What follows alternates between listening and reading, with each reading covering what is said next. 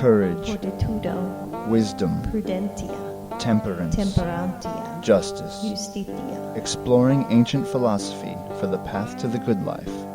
This is the Sunday Stoic. Welcome to episode 5. I'm Steve, and in today's episode, we're going to look at the Stoic technique of the premeditation of things to come. Stoicism is a practical philosophy handed down from Zeno and Marcus Aurelius, Epictetus, and others that really promotes an inner calm. And in order to maintain our inner calm, we need to prepare ourselves for tough times. The Stoics had a solution to this, a technique known as premeditatio malorum, or the premeditation of evils. We're not talking about anxiously stewing over things that may or may not happen in the future. To be anxious about the future would not be very Stoic. But what we do is a systematic review of bad things that might happen, how they might affect us, and we can even think about how we might respond to those things and come to the realization that, well, we can get over that problem if it happens, or we'd get through it. We tend to, in our lives, to assume everything will go just fine, or we worry about things that, and make ourselves sick thinking that they won't be fine, but there is a better way, acknowledging that things might not go 100%, but if they do go wrong, we can handle it. So we're trying to disarm our anxiety, not escalate it here. We're not stewing on things that have not happened. We're trying to disarm that anxiety. And before we go into today's readings, I'd like to recommend a few other Stoic resources out there. One is Dr. Massimo Pigliucci's website, How to Be Stoic. And another one is a podcast you may enjoy called Stoic Metal. It's been out for a while now. He recently did a reboot on Stoic Metal. That's Mettle.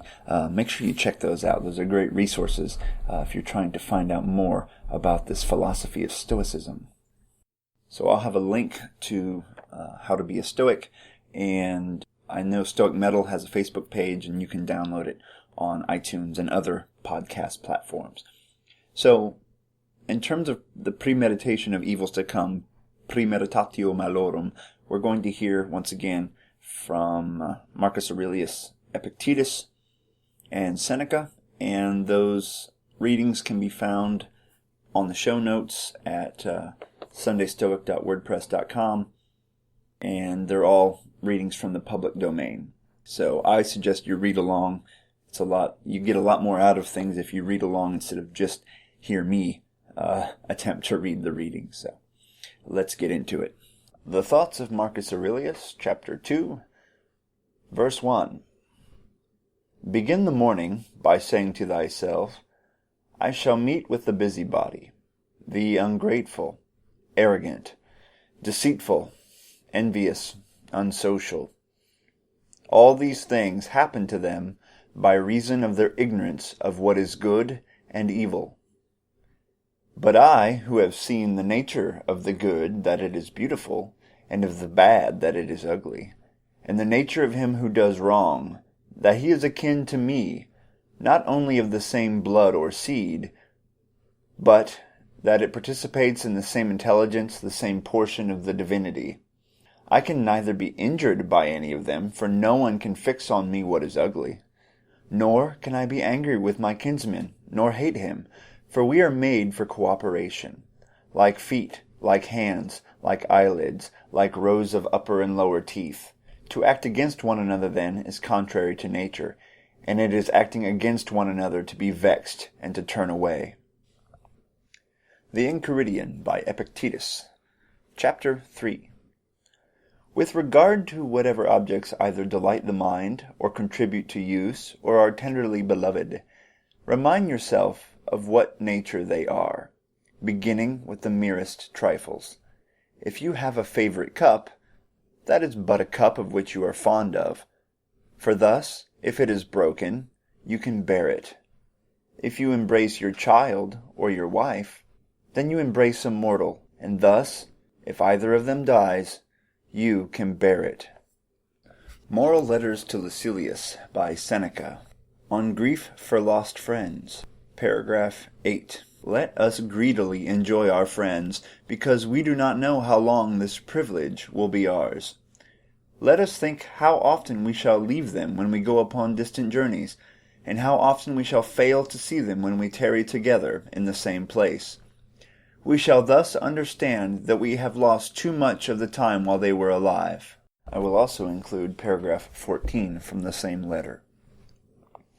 He who writes these words to you is no other than I, who wept so excessively for my dear friend Aeneas Serenus, that in spite of my wishes I must be included among the examples of men who have been overcome by grief. Today, however, I condemn this act of mine, and I understand that the reason why I lamented so greatly was chiefly that I had never imagined it possible for his death to precede mine. The only thought which occurred to my mind was that he was the younger, and much younger too, as if the fates kept to the order of our ages.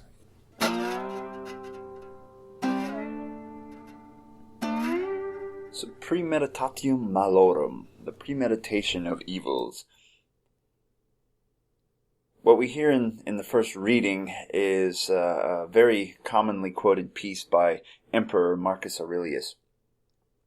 And in it he's telling us to remind ourselves that, in this case reminding himself, that he is going to run into all sorts of unpleasant people during the day. I think we all can relate to that.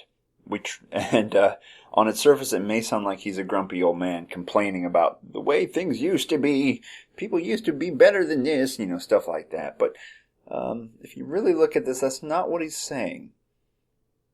He's reminding himself of the potential pains in the neck that he's going to run into during the day. And I recommend we do the same thing, because if we do run into a jerk, we'll be less likely to get mad about it. We'll say, oh, yeah, I knew this was going to happen. I kind of thought about this. All right, I can handle this. And if you run into a person that turns out to be a great person, then you'll be far more likely to notice that instead of just take it for granted. You'll say, wow, that was a great person. You'll be grateful for it. It makes you more mindful and grateful about the good things in life. Marcus also reminds himself that these people he's working with are his compatriots. It's his job to work with them. It's not their fault that they are as they are, if they are greedy or whatever it may be. That's really not their fault. They don't have the same resources he does.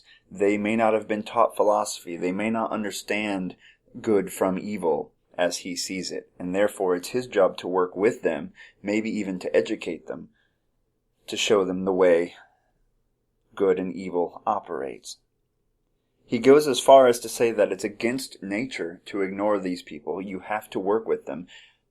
In order for a person to walk, the left and right foot are required, just like he and these other individuals are required for his society to function. Epictetus uses a different version of this technique. He starts off by saying, okay, let's say you have a cup, a favorite cup. It's a clay cup, and you really like it. Maybe you got it for a wedding present or whatever. You should remind yourself that it's only a clay cup. First of all, break it down to its parts. It's a clay cup, okay? Maybe it's something you could live without. But also remind yourself that it's a clay cup. It's impermanent. It will break one day, and maybe it'll break today, maybe in 20 years. But if it does break, because you've reminded yourself of the impermanence of it, you won't be as broken up about it when it occurs. And because you remember that it will break, you'll be more likely to enjoy it while you have it. You won't take it for granted. So if you are mindful about it, you'll be more grateful for the things that you have while they're still with you, while they're still in working order. Now, to take this to the next level, Epictetus also recommends this technique for loved ones. In this case, he says a wife or child. That seems pretty harsh, right? To look at your spouse or your child and say, this person's going to die. Sounds like a real downer. But remind yourself of when this was written. 50% of children didn't make it to their teenage years, and to be 50 years old was to be pretty darn old during this time. So death was a common thing to these Romans. So to try to set yourself up a little bit of a defense against overwhelming grief may have been a useful technique. It's still a useful technique, but let's think about other ways to implement it that may not seem so extreme. I have a 10-month-old son, and I don't really sit around and ponder his death much because, well, I'm not that stoic, I guess. But I do remind myself every day that the way he is right now is going to end. I should enjoy every moment of him that I can. It wasn't that long ago he couldn't even hold his head up, and he would rest his head on my shoulder, and I tried to eat that up, basically, because soon he'll be walking. Right now, he holds my hands really tight, and he walks around, but he can't walk on his own. I know that will end soon. That makes me very grateful to participate in it now, to hold his hand so tightly, to help him walk around. Soon, that will be gone. So this premeditation, not just of evils, but premeditation of change, is a way to really appreciate what's going on right now, to remind yourself to be in the moment. Your loved ones won't live forever, and even if they outlive you, they're going to change over time. Enjoy them now. As the great George Harrison once said, all things must pass. And if you remember that, it will help you and make it easier to appreciate the amazing mundane of every moment. In the final reading, Seneca is writing to Lucilius and talking about grieving for lost friends.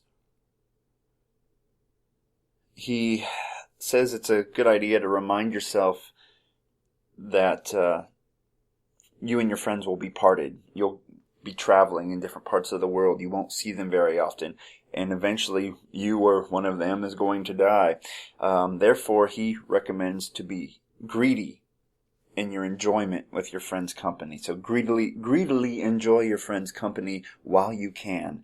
So don't let anyone tell you that Stoicism is an antisocial philosophy. He says friends are important and you should enjoy every moment with them that you can, because eventually time and life will separate you. So live in the moment and prepare yourself for the fact that change will happen, so you're not irrevocably hurt by it or disappointed by change. I added another reading to the reading from Seneca from the same letter, just a few paragraphs down, where he says that he is not the perfect Stoic because he recently, basically bawled his eyes out and mourned for days and days and days over the loss of a friend. Not that a Stoic wouldn't, a Stoic sage, a perfect Stoic wouldn't mourn a friend, but they would probably recover from it quite quickly because they expected it would happen, and they know that remembering their friend's life is far more important than mourning their passing. But what he says in this reading is he recently was really hit hard by the loss of a friend because, he says, he didn't expect it to happen. He should have assumed it could happen. This friend of his was much younger than he was, and he assumed his friend would outlive him, but in reality his friend died, and at a young age, and it really hit him hard because he didn't predict it. So he states that had he followed the Stoic practice more thoroughly, he would have been less devastated by the loss of his friend. Now, I can relate to this as about 10 years ago, I had an uncle that unexpectedly died in his 50s. And it hit really hard. He was a great guy, almost like a second dad. He didn't have kids of his own. And he was a character and a great man, and had his flaws like we all do, but we didn't expect him to go so suddenly. He was just fine, and boom, he was gone.